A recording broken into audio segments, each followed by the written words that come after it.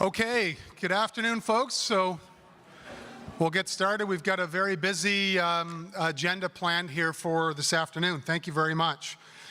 So a couple of things. One is, I believe it was 2 weeks ago today, I committed to another meeting. So here we are today, and we do have a group of staff with us today, and we also have a group of third-party folks from our engineering firm and others with us today as well. Just wanted to review our approach for this afternoon and this evening. One is I would call it two phases. The first phase is the sharing of a lot of information. And that's why we're trying to stay tight here on the timeline. So Mr. Mcgovern, our commissioner, will share a presentation with you and we'll walk you through that. I would ask that you hold your questions to the open house component. So the second phase, so as soon as we end, and we're going to end as sharp as we can at 5, the rooms next to us are all set up with stations. So you can visit those stations. Our staff are there, and we'll be certainly ready to deal with all of your questions there. I want to acknowledge now that, of course, you know, and you've read in the newspaper that we now have a pending legal action. It certainly complicates the situation, to be very straight with you. So from a pure legal perspective, some of our legal folks may have advised against coming to an open house like this, but we've committed to doing it. We have our staff here, but we may not be able to answer all of your questions. We'll do our best to answer your questions. But I just want to acknowledge that it's there, of course. We know it's there, and we'll be dealing with that over the weeks and months to come, but it does complicate things a bit for us. In terms of ground rules, the last time we gathered together, we talked a little bit about sort of that safe environment and so on. So we do have a very tight agenda. We're going to try and share absolutely as much information with you over the next hour as possible. So again, I will ask that we just take that information in. I see some of you have some paper, probably some pens and so on. Get your questions down, and then we're going to break into those separate sessions with, I think there's about 20 folks here in total between staff and third-party experts to address as many questions as absolutely possible. If we can't address them, we'll note them. Mr. Mayor, at your last meeting with the people at the meeting, it was a real public meeting, not like this. Okay. And you answered, and the questions were answered in public, so everyone could hear the same answers. It wasn't broken down into a one-on-one situation at the table or a kiosk like we're planning today. Okay. Now, where this sits today on the level of public participation, it's pretty low on that hierarchy. It's just one level above the bottom rung. So why not answer some questions in the meeting here today, and not where one neighbor can't hear what another's saying? A meeting like this, in that case, it restricts the educational value and the learning of the people. Thank you.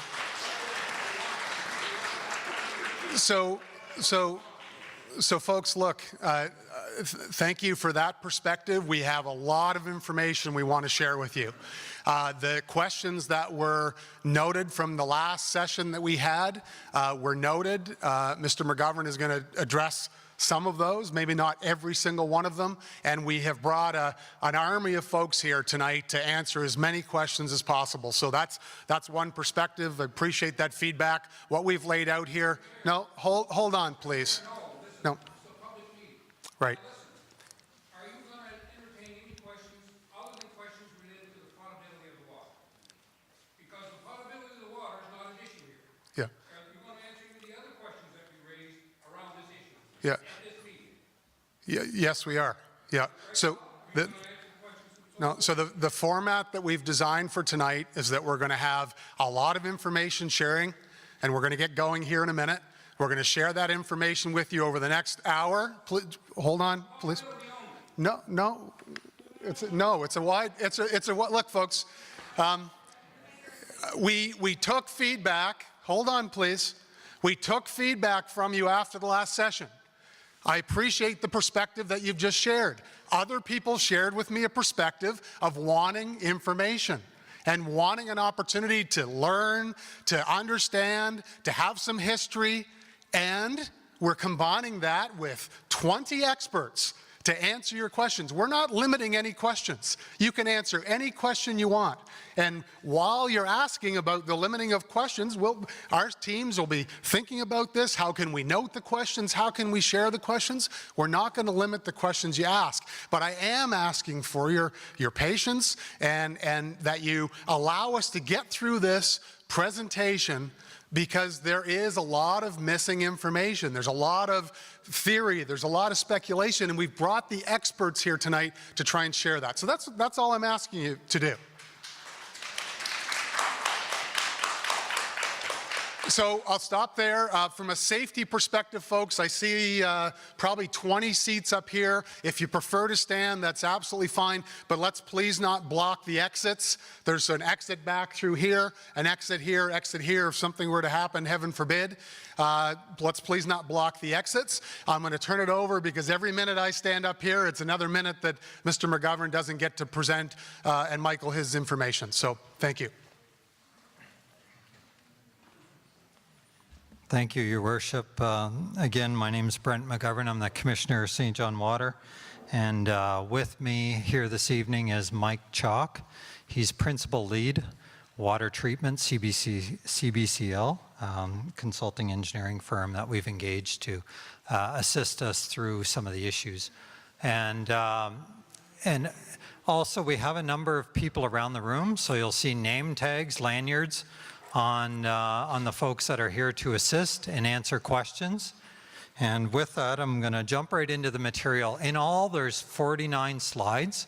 So it is going to take a bit of time, so I ask for your patience in terms of getting through the information. But we want to make sure that we share as much information as possible that we can with you. So we're going to provide a bit of a background and overview. A lot of the questions that we received, and the Mayor's office had recorded 67 questions, so a lot of them from the session that was held 2 weeks ago. And we've embedded answers to pretty much all of those questions in the presentation that you'll see this evening. As well, at the end, we do a bit of a wrap-up for the questions that we hadn't covered in the material, to make sure that we provided answers to those questions as well. So we will be having a discussion on the background, providing an overview, also addressing drinking water quality, water hardness, copper pipes, and talking a bit about communications. What we've heard, and that's what I was mentioning, and some of the questions we received to date. And then we'll break out, as the Mayor had pointed out, into the open house session, where you have a chance to engage with water professionals on either the Safe Clean Drinking Water project, and you'll notice that the rooms are all labeled outside on either side of the door, and they kind of surround the gymnasium here. Safe Clean Drinking Water project, water quality, water hardness, and then the copper pipe leaks and orthophosphate addition or treatment. So jumping right into background and overview. So in 2012, the Safe Clean Drinking Water project included a proposed 100 megaliter per day water treatment plant in the east side of the city to deliver water to both east and west. Now, there were a number of challenges with that in terms of, ensuring we had enough supply in the east watershed, ensuring that we had good reliability, that if anything happened to the Reversing Falls Bridge at any time, that the entire west side would not go dry with water. Those were serious considerations that were given. And so we engaged the services of Terra Atlantic Engineering Limited, and it's now referred to as BGC. And they engaged to analyze the potential of groundwater for both the east side of the city and the west side of the city as a means to optimize the Safe Clean Drinking Water project and to make sure we're using public resources efficiently and wisely. And so in the fall of 2012, South Bay was identified as the strongest potential for a high quality, high yield aquifer for a drinking water supply. And BGC was then engaged to conduct initial steps to test a drilling program And the province owned the land, so I know there's been a number of questions about that, and I want to make that clear, that the land that the wells are on was owned by the province. There were not any wells there previously. The City of St. John drilled each of those wells. And we initially started by drilling test wells, so about 150 millimeter diameter or 6-inch diameter test wells were drilled. And a lot of analysis were done, looking at the water quantity, the quality. And in the fall of 2013, City of St. John had enough confidence that we would proceed with the drilling of a production well, which is a larger well. And 2 additional wells were drilled in 2014, and testing of the water from both an aquifer, enough water in the ground to sustain the west system, as well as the quality, continued until 2015.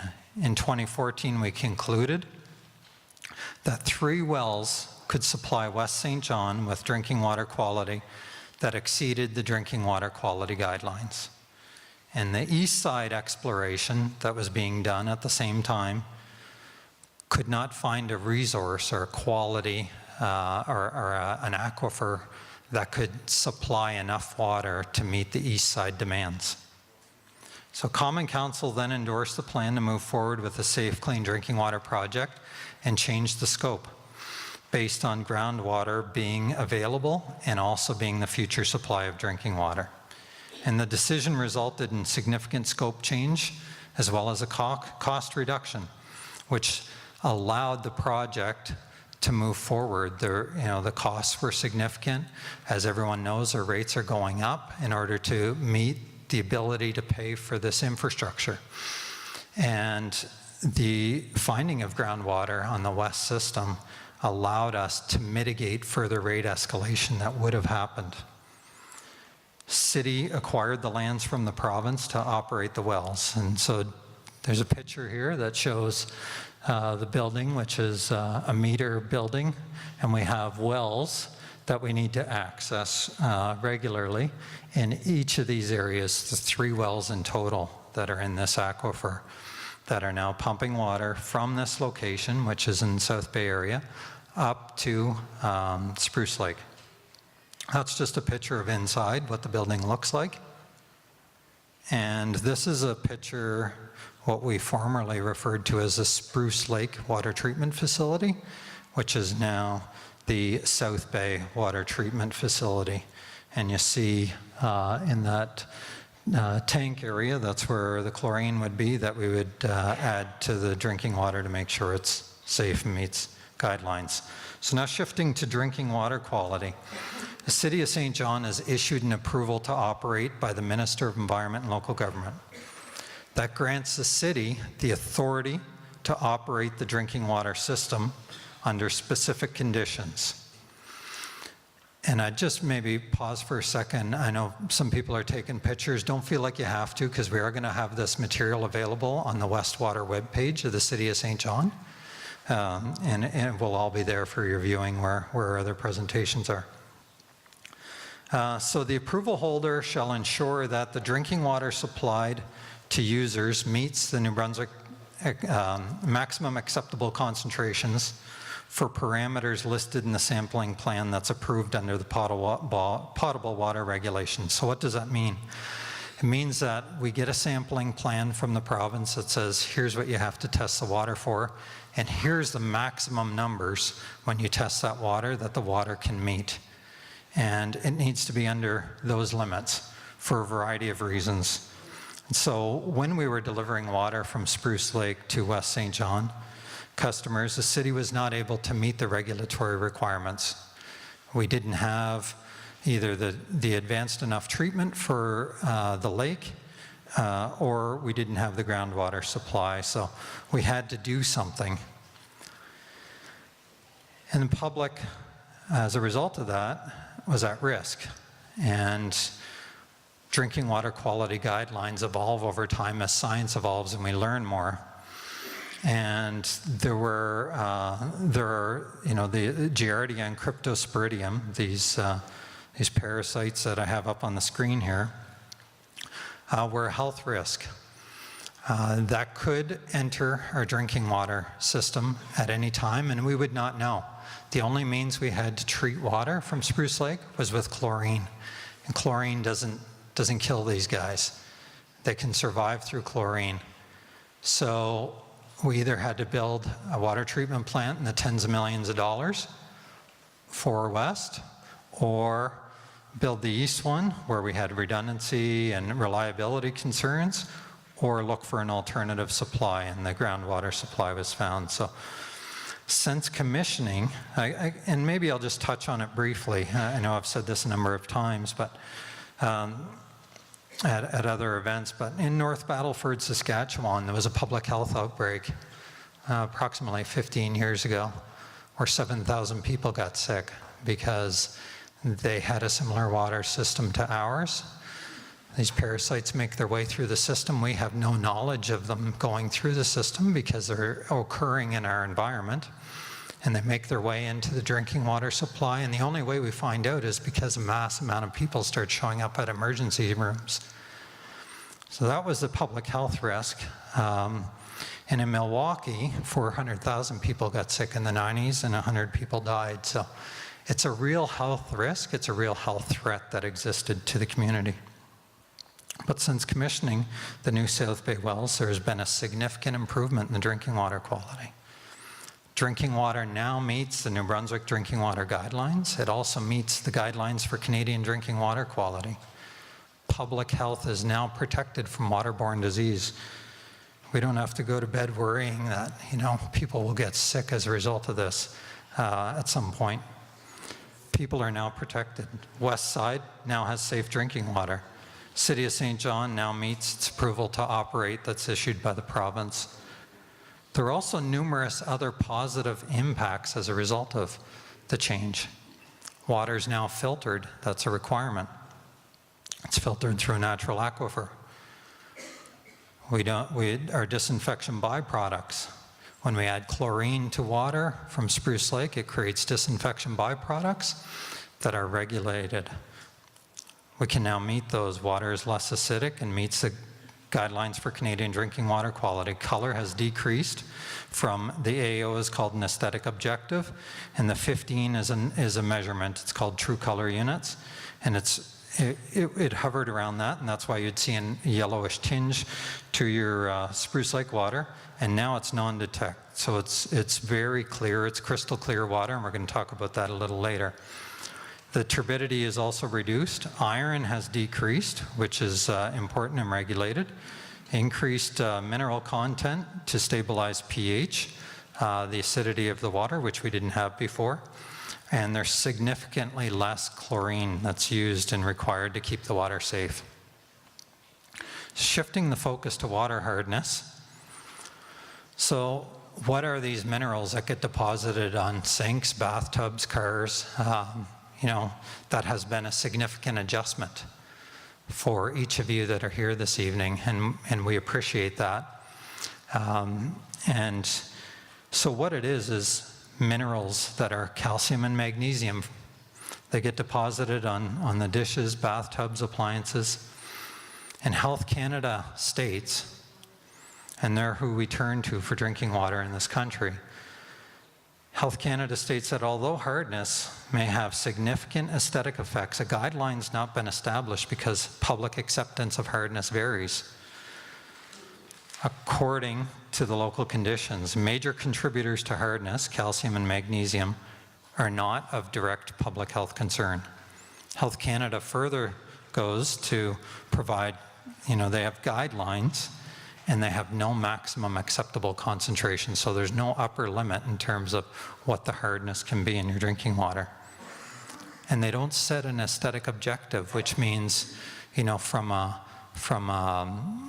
visual perspective, they set limits for many other parameters, but not for hardness. So where has our hardness been? Well, since we started drilling, since the first production well, hardness has hovered. And it's natural for it to vary early on like this, because as you pump the aquifer, you start to get more representative water of how the water's moving through the ground and the minerals of what the true hardness is going to be. So with one of the wells, and these are labeled along the bottom, you see PW1, 2, and 3. Those are the 3 production wells. So as I mentioned earlier, some of the wells weren't drilled until later, until after we gained confidence that the aquifer could actually supply and meet the needs of the West system. So overall, the hardness is kind of hovering up and down, but around the 200 mark. And then September 14th, 2017, we made the switch to groundwater, and that's what this plot shows. Now again, along the bottom, you'll see the 3 wells, and you'll see that well 1 and well 2 have been flatlined, and maybe even well 1 has decreased slightly. But well 3 has increased in terms of hardness a bit. So the important thing to note, and I've put the green line on here, because there's always a blend happening. We have 3 wells. At any one time, we're running 2 pumps. So if you look at pump 1 and pump 2, the hardness will be a bit lower. If you're pumping pump 1 and 3 or 2 and 3, hardness is going to be a little bit higher. We're going to talk about that a little more in some of the subsequent slides. So has hardness varied since commissioning? For sure, it has varied, and I'm going to get into more detail about that in subsequent slides. But the average that we're measuring, and we collect a lot of samples in our water distribution system, has been approximately 206 milligrams per liter of hardness. So how does that compare to other places in the country and in North America? Well, if you look at Regina, they have water quality that is very similar to ours from hardness perspective. Saskatoon, Calgary. Interesting is central, Canada, Ontario, Guelph, Kitchener, Brantford, Waterloo region. Anyone that's been to Guelph or has lived in Guelph, the water's very hard there. It's 300 to 500 milligrams per liter, which is approximately 2 to 2.5 times the hardness on the West system. That is what's being delivered to customers. I have an asterisk beside Grand Falls because Grand Falls, New Brunswick has 3 wells like we do. They have 2 that are in the 180 to 190 range, but they have 1 well, the 3rd one, that's well over 300 milligrams per liter for hardness. So they treat it and they bring it down to 180 to 190, which is in the range of our water. 86% of American homes have hard water, and I lived in the US, lived with hard water, and that was one of my first experiences with it. Hardness numbers. So hardness will vary. It's not a static number. If your hardness in your home is 200 and 220 and your neighbor's is 200, 195, it's essentially the same number. And we think of hardness in the water industry in increments of 50 milligrams per liter. So if your neighbor's is 150 and they're on a private well, and yours is 200, that is a noticeable difference. But if your neighbor's is again 200 and yours is 220, it's really not noticeable to us in terms of having to clean extra and that sort of thing. We don't have drilled wells, we're on city water. Yeah. You drilled a well outside the city, you dealt with whatever you got in the well casing. But when you're being delivered a product through the city pipes, you're expecting the product to be better. So I'm gonna talk about that a little bit more here. And the result is the water hardness. So what is grains? And this is a US terminology, and so I just wanted to make sure people are aware of it, because you may hear, how many grains is your water? It's another term that's used, particularly by companies with water softeners. So if you enter the hardness value of what with what the water is, and here it's 206 as our average, so you see the equation down below, 206 divided by 17.1 results in 12 grains per gallon. So it's just a conversion factor so people are aware if they're hearing grains that they can associate with those other numbers. So treating for hardness, what does Health Canada say? Health Canada has a technical paper, because remember earlier I've said they don't put a maximum acceptable concentration or an aesthetic objective, no upper limits on hardness from either of those. But they do have a separate technical paper that provides guidance. And they say that hardness greater than 200 milligrams per liter, it doesn't require treatment. But they say when you get to 500 milligrams per liter, that requires treatment. Now, that's guidance. What does the industry actually do? So, by way of standard practice, municipalities do not treat or soften the drinking water until hardness is greater than 300 milligrams per liter. And if it's treated, because it's expensive to do, it's treated and brought down to 150 to 200 milligrams per liter, which is close to the range that we are in. We're not aware of any municipality in Canada with hardness levels near West St. John's that treats. Treating would be precedent setting. And the cost to treat the well water would be in the many millions of dollars. And it requires a treatment process to be constructed. It would take at least 2 years to design and construct. And it is a publicly funded utility, so all those costs have to be recovered. So it does have an impact in terms of rate escalation. So what are in-home treatment options? Customers can purchase, rent, lease to own water softeners if they choose, and this is a personal choice. As public acceptance varies, as noted by Health Canada.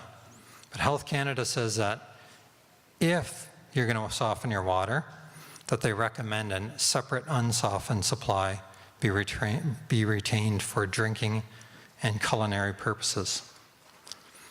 So in terms of hardness experiences, and we have some pictures here a little later, and in the breakout rooms this can be discussed further because we have more information there. But residential equipment like a kettle, coffee maker, dishwasher, iron. I know when I first got exposed to very hard water, I soon learned that vinegar is something that I was going to be using regularly. It made life a whole lot easier, and we're going to show some pictures of that here towards the end of this presentation. And shifting to hot water heaters, so in particular St. John Energy Rentals, these are some questions we've had. It's been a lot of discussion. St. John Energy's OSO water heaters, and that's what they're referred to as OSO, and I'll show you a picture in the next slide. They're customized heaters, and they were specifically set up and arranged for very soft water. And they worked very well with our Spruce Lake water. They do operate at higher temperatures, so at 180 degrees Fahrenheit versus 140. And when you raise hard water to higher temperatures with an element like that, it increases the amount of minerals that get deposited quicker. So a normal standard off-the-shelf that you would buy at a hardware store operates at a lower temperature at 140 degrees Fahrenheit. So when St. John Energy is replacing their hot water heaters, they're replacing them from the OSO to the more traditional giant model. And we've also had customers ask, we're not sure if we own our own hot water heater or if we rent it from St. John Energy. And so you can either check your bill, see if it's being rented, but also if you see the OSO sticker on it or the St. John Energy sticker, then it's being rented from St. John Energy. And these are the new tanks that St. John Energy is installing, the giants on the right-hand side. So now we're going to shift over to copper pipe leaks. And so we first assembled a team of experts when this came to light and the concerns came to light. And Mr. Mike Chalk, who's here with us and is going to speak here shortly, was part of the team, as well as Dr. Graham Gagnon from Dalhousie University. He's the NSERC Industrial Research Chair in Water Quality and Treatment. He's also the director of the Center for Water Resource Studies, that where we're actually doing some testing right now. And then Dr. Ben Truman is also involved, and he's industry recognized expert in premise plumbing corrosion. So he writes papers and he gets calls from all over the United States whenever they're dealing with you know, any piping related matters. So we have I would say, you know, among the best team in North America that is working on this. Department of Health, we've been in contact and, you know, frequently with the Office of Department of Health and Dr. Isaac Sobel, who's a medical officer of health for the South Region, as well as Sean Crawley, who will be here this evening. He's the acting regional director, as well as Ron McIsaac, who's here this evening, public health inspector. And we also have had a lot of interaction and discussions with the Department of Environment and local government in terms of their healthy brands and permitting sections, particularly as it relates to orthophosphate treatment that we're going to get into.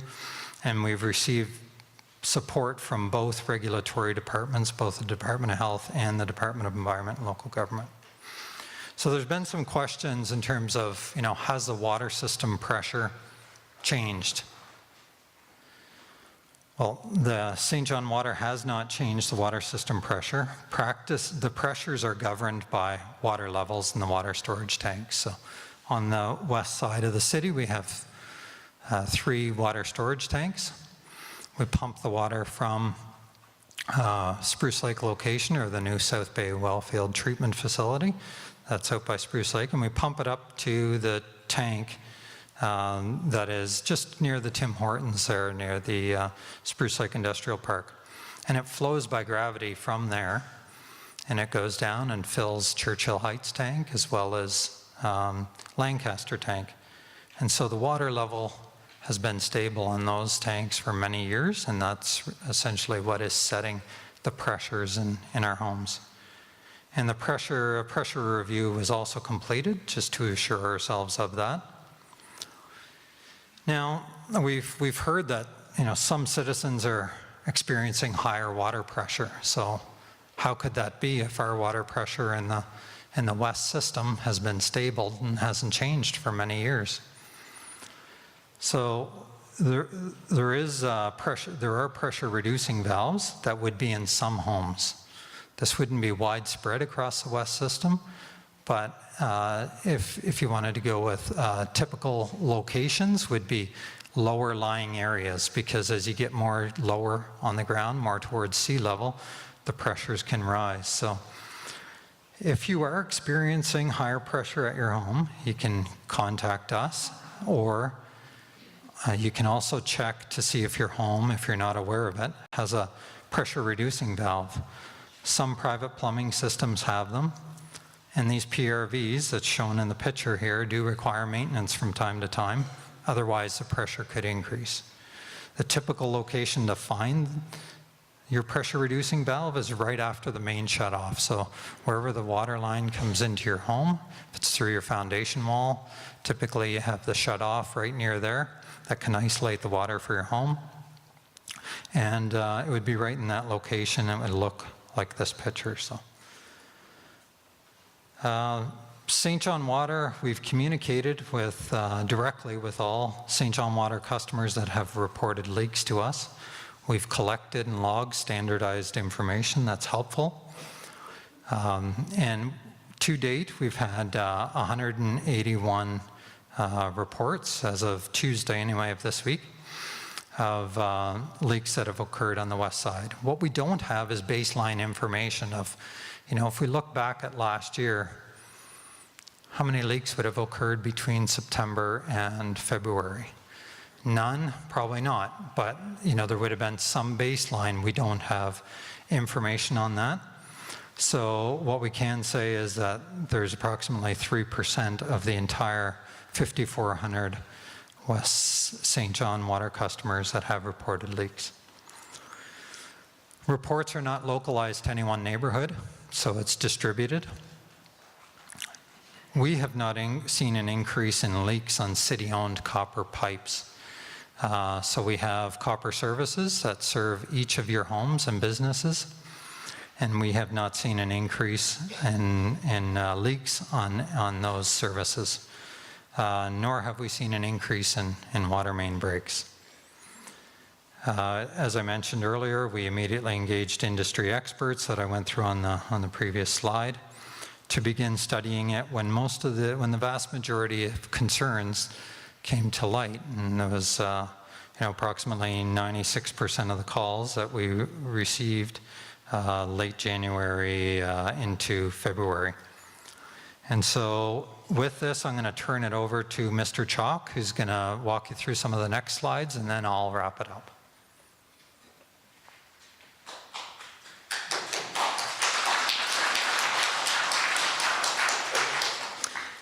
Thanks for the opportunity to speak. I was approached by the City of St. John to say, Mike, we have a problem with copper leaks in West St. John. We're getting reports of a lot of failed copper. Can you take a look and see if you can tell us what's going on? So I've seen similar sorts of things before, maybe not exactly the same as this case. So initially, we look at water quality, we look at the old water quality, the new water quality, and I know that we have access in the region, as Brent highlighted, to some pretty high-end resources that looks at this sort of issue. So the issue is what in the industry is called premise plumbing. Premise plumbing means all the plumbing systems that exist outside the city's distribution system. So every building that exists has premise plumbing. So the first thing we do is to review water quality. And we look at the past and we look at the present. In the past, the water supply was Spruce Lake and has been for a long time. And there is no secret, it's well publicized information that the Spruce Lake water had a low pH, it was acidic, and that low pH combined with low alkalinity, which is sort of the mineral content, makes that water aggressive to pipe surface. That includes the buried mains that are in the city system, as well as plumbing systems like copper. Today we have the South Bay well water. It's very different than the old Spruce Lake water. The pH in this case is much better in terms of corrosion. The current pH is around 8, and that's within the guideline of sort of 7.5 to 10 or 7.5 to 9.5. And there's much more alkalinity, which helps to buffer the pH, which means that the pH is stable. It doesn't change as it goes through the system and into homes. So the water would generally be characterized as non-aggressive hard water. You look at it on the surface and you'd say there isn't a big concern with that water being corrosive. Not to say it isn't. There are always things to look at, but at your first scan of that, this doesn't look to be a big concern. And we point out the hard water is not a factor in corrosion. So Brent spoke about hard water. It does have impacts, but in terms of corrosion, we have to look at other parameters. It was around 6.5. I'll show you here in a second.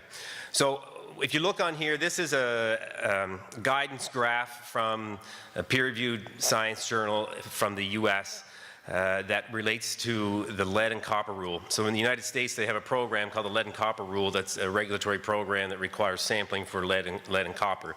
And it looks at sort of system-wide levels of copper at the tap and so on. And it's been around for a while, and there are guidance materials that are produced by the public health authorities to help utilities understand whether or not they need to have advanced corrosion protection as part of their water treatment program. So the purpose of this figure that's on here is to provide general guidance to utility owners as to whether or not their water supply needs to have a corrosion inhibitor or a corrosion control program. And if you look on here, the red dot that's just above the word non-corrosive, which I didn't add, that's from the paper, falls in the white area. The white area of that graph would be water quality that would generally be expected to not require specific corrosion protection to be added. Water quality in the gray shaded area would be water quality where you would expect to have more corrosion occur. And there's an errant dot, which is not an error, but it looks on the left side between 0 and 50, there's a red dot, and that was the Spruce Lake water quality. It's actually off the chart. And so it's because of the low pH that was there.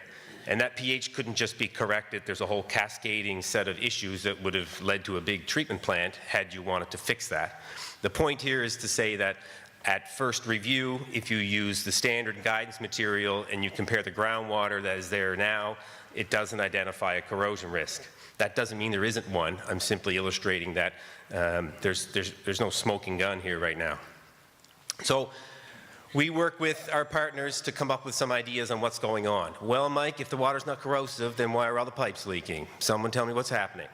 Okay, so we have a couple of ways we're looking at this, and these are not made up out of nowhere. It's things that we think are plausible explanations for this, but need some investigation before we can have any confidence. Idea number one, the groundwater is simply corrosive, and it's causing problems with copper. That could be the case. The previous slide I just illustrated makes that a low probability. Another idea is that the difference between the water quality that used to be there and the water quality that's there now may be causing some of stable materials that were coating the inside of the plumbing systems to become unstable, and when those materials break down, what's left is not much of a copper pipe because it's been corroded over a long time, and as a result it develops leaks. It could develop pinhole leaks, it could develop a blowout in the side of the pipe, it could present itself different ways. So that's an idea because we all know the water has changed. So is that the reason this is happening? You can't say right now whether or not that is actually what's happening. But if you just roll back and say there is a problem happening with copper corrosion evidenced by the number of leaks, there is an opportunity to do something before we have exact results on what's happening. So that's a piece of copper pipe from a home in West St. John that you can see material on the inside of. Let me just see if there's one more. So that's a sort of a blow up of the same pipe. And you can see in that photo, there's sort of a greenish to white material. That would be what we'd call scale. It exists on the inside. In the inside of every copper pipe that's in contact with water, you will find a material similar to that. Everywhere in the world where there is copper pipe with water in it, you will find a surface similar to that. In St. John, that material developed specifically to the lake water from Spruce Lake, and you'll see little sort of orange dots. That would indicate iron, and iron probably from Spruce Lake or from the iron, cast iron or ductile iron water mains that the city has under the streets. So the sort of green to white material would be a buildup of scale that you want to have on pipe because it helps to stabilize the pipe. But that's what we're looking at through a series of experiments, is to say, is that material being destabilized? Is that what's causing this to occur? And if it is, what are we going to do about it? So when you have a copper issue like this, there would be two principal options. There are others, but just sort of where do you get out of the gate on this? You would talk about two things. One, increase the pH of the water. As I said a few moments ago, the pH right now is relatively good. It's a pH of 8, which is not very corrosive for copper, but it could be higher. And we could add chemical to adjust the pH and bump it a little higher. That is an option. I generally don't favor that right now because if our belief that some of the issue is related to the change in water quality is correct, changing the pH to go even higher makes it more different than what it used to be. So I'd like to set that aside, and we go to the second option, which is to add orthophosphate. Orthophosphate is a corrosion inhibitor. It's used in virtually every single surface water supply that would exist for municipal water in Atlantic Canada. It is generally not used in groundwater supplies. The reason being, groundwater supplies are usually not corrosive. So, any of the major surface water systems in the region would have orthophosphate added. That would include all of Halifax, Moncton, Sydney, and I could list you off 25 municipalities in Nova Scotia that have that added. Not so many New Brunswick, because New Brunswick has many more groundwater systems. Fredericton does not add it, but Sydney and Nova Scotia has a groundwater system that does use it. And about 60% of all utilities in the United States use a form of corrosion inhibitor using phosphate. So orthophosphate acts as a corrosion inhibitor to slow the breakdown of scale and or stabilize copper pipe surface. Think of it this way. You add a little phosphate to the water goes through the system, and it forms a bit of a protective film on the inside of the pipe surface. It enhances the water quality that's delivered to the tap because it limits the corrosion that would otherwise happen. If you took completely pure water and put it through a copper pipe system, it would corrode that copper pipe, and you would have high copper at the tap. If you add some phosphate to the water, it will not corrode to the same extent, and the product will be improved. So through a low dose of orthophosphate or corrosion inhibitor, we believe we can lower the rates of corrosion that are happening and provide time to figure out exactly what the mechanism is. So phosphates are consumed by every one of us as part of a regular diet. Whether you have a completely healthy or a completely unhealthy diet, you are consuming phosphates currently in the form of phosphoric acid and other phosphates. The product is approved by NSF for use in water or as a food-grade product. The American Water Works Association is a public not-for-profit organization whose sole mission it is to promote public, safe drinking water, tap water. The stated objective or the motto of the American Water Works Association is only tap water delivers, meaning the goal is to promote tap water use and the safety of tap water. And there's about 50 or 60,000 members of the AWWA, of which I'm a member, and virtually every practitioner in the water industry is. And it does advocate for the use of phosphates as a way of enhancing tap water quality. So I think it's relevant to point that out because it provides a basis for this. This isn't coming out of nowhere. So as I said, Moncton does treat with phosphate. And they have for about 18 years, and they've not had an issue with that. It reduces discoloration and their chlorine demand, and they have an advanced program for this. And it is included as part of the new East St. John treatment plant at this point, because it's a surface water treatment plant where you would normally expect to find phosphate as part of the program. The FDA in the US has materials around phosphate use, which are all fine, comparable to Health Canada. And I'm kind of pointing out there's a pan-American, or all of North America utilizes this thing. It's not Canada versus the US. In the water industry, there's a fairly united stance on these sorts of things. And the New Brunswick Department of Health has no objections to phosphate use to control corrosion. So the temporary system for phosphate can be set up at the new South Bay treatment facility, formerly the Spruce Lake Pumping Station. It would take about a month to get into place. I've been there, I've looked at how this would be set up from a technical perspective and looked at sourcing the product and so on. And the utility would manage the costs within the existing budget without any additional cost to ratepayers. I'll turn it back to Brent.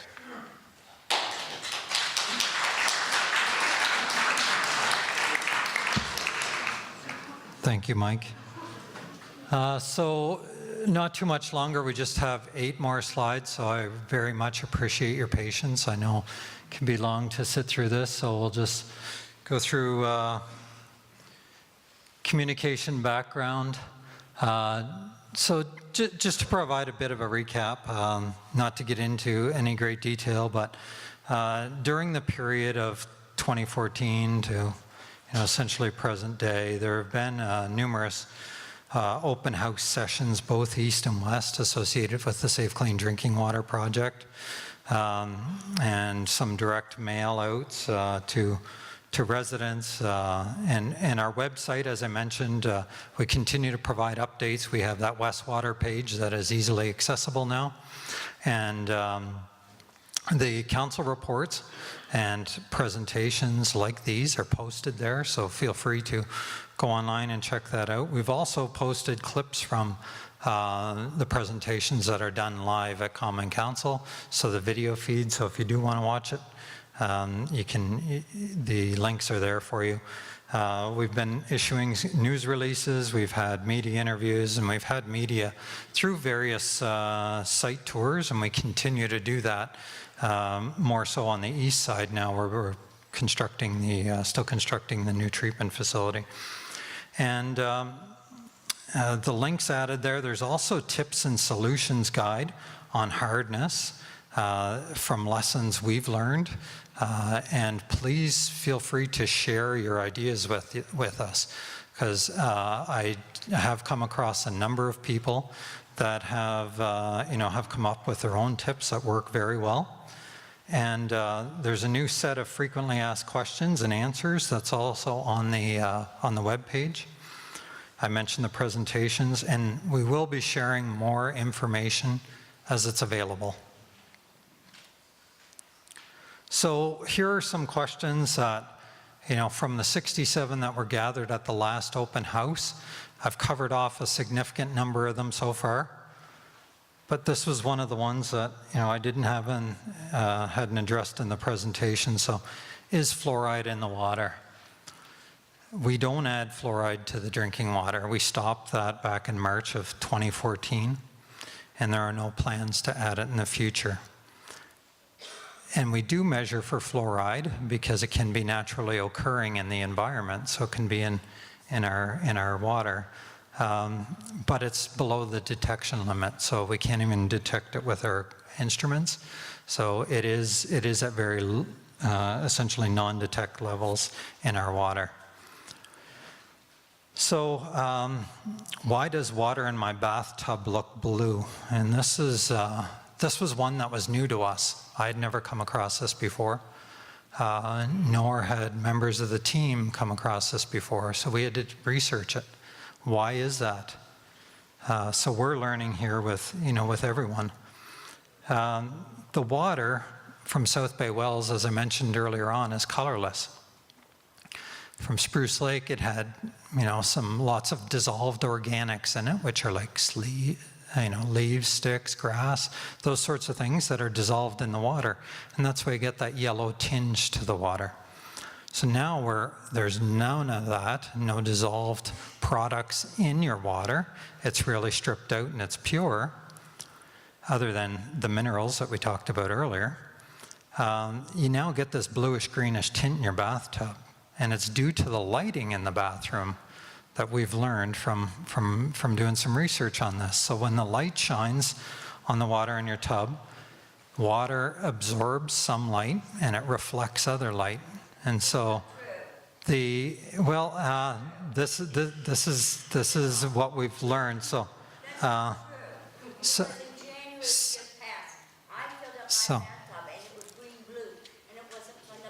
okay, so I can address that too. I'm happy to address that. So the deeper the water, and people can try this at home, and pictures, we had someone try it last night in their home, and this is what we learned, was the deeper the water, the more apparent the color.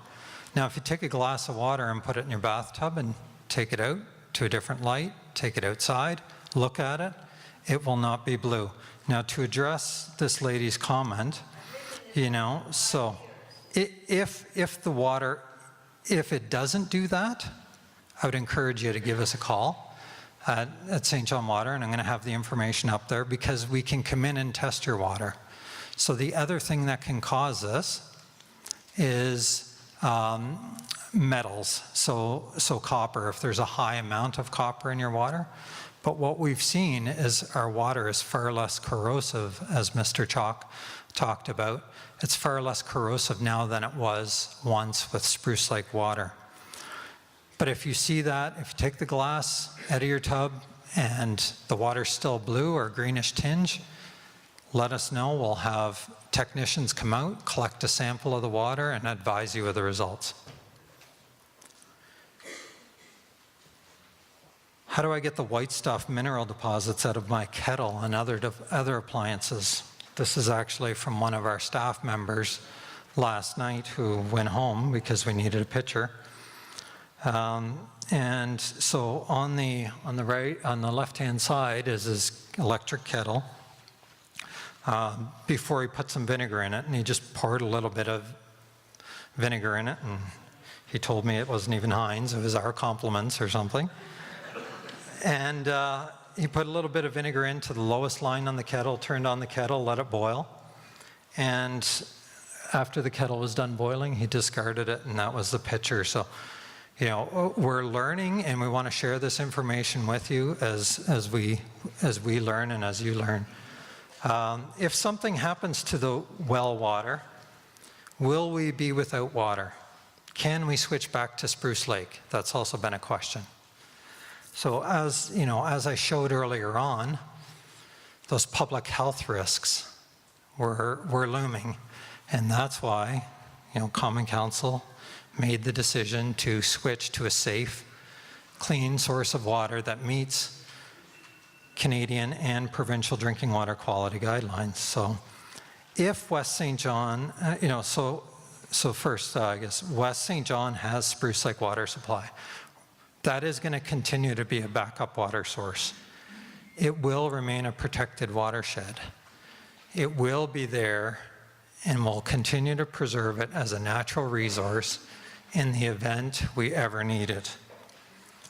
We could return to Spruce Lake in the event of a serious drinking water emergency. What if one well goes dry? What if two wells go dry? What if we get salt water contaminating our aquifer? All possibilities. We don't see it happening, but to ensure we're protected for the future, we will maintain that supply. But if we did switch, we'd have to have approvals from the Department of Health and Department of Environment and local government, because we'd now be subjecting, once you make a switch from a source where the public has risk to a source where the public does not have risk, you can't just go back. Once you move to meeting regulations, and we're in one of the, you know, we're one of the last communities in Canada to actually meet these requirements. And so once you make that switch, you can't just switch back. And also, you know, from plumbing perspective, we'd be issuing, you know, subjecting our piping to more aggressive corrosive water again, which has impacts.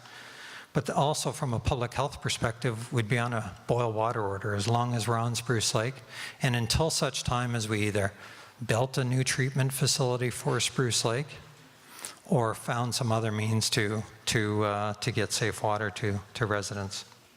So why does the well water vary in hardness? Well, it varies from location to location, and often within the same aquifer. As I pointed out earlier, you know, we have 3 wells, they're all in the same aquifer, but 2 of them are very similar, one is a little different. Many wells in Kennebecasis Valley area have hardness that's near or greater than West St. John. And, you know, if you talk to anyone between the Norton and Sussex area, their hardness is significantly greater, magnitudes greater than what West St. John is. And so with that, there's our contact information. The West Side Water page is also there. And at this point, I'd like to, again, thank you for your attention. We do have the breakout rooms that the mayor had talked about at the outset, and I mentioned. There are a series of breakout rooms are labeled around the room, so in terms of water quality, in terms of copper pipes, or if you want to learn more about the Safe Clean Drinking Water Project, there are different people in each of those rooms to help answer your questions. And so with that, I'd like to, again, thank you for your time, and I appreciate you coming out, and we'll head out to the other rooms at this time. Thank you.